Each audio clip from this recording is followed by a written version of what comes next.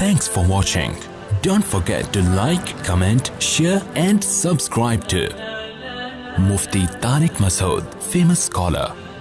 جس آدمی نے دنیا میں زیادہ کام کرنا ہے نا, زیادہ تو نہیں کہہ سکتے, علمی کام جس نے کرنا ہے دنیا میں, علمی کام جس نے علمی کام دنیا میں بھائی صفی آپ بیان کے بعد مجھ سے ملیں, کچھ چیزیں فوراً پارسل کرنی پڑتی ہیں, وہ دماغ سے رہ گئیں تو پھر وہ رہ جاتی ہیں, تو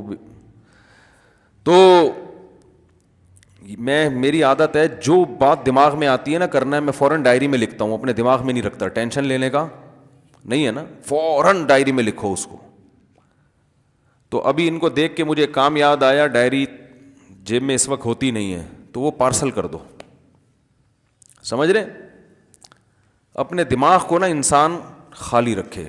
ہم لوگوں نے اپنے دماغ میں اتنے ساری چیزیں ٹھوس رکھی ہیں کہ یہ بھی کرنا ہے, وہ بھی کرنا ہے, فلانا بھی کرنا ہے, یہ بھی کرنا ہے, وہ بھی, اس کو پیسے دینے, اس سے پیسے لینے, تو اس کا نتیجہ یہ نکلتا ہے کہ جو بڑے اہم کام ہیں نا کرنے کے لیے, ان کے لیے دماغ فارغ نہیں ہوتا.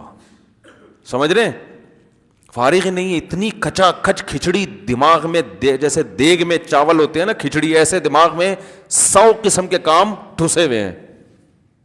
حضرت حکیم الامہ مولانا شرف علی تھانوی رحمہ اللہ تعالیٰ ایک دن صبح فجر کی نماز کے بعد چہل قدمی کرتے تھے اور ذکر بھی کرتے تھے.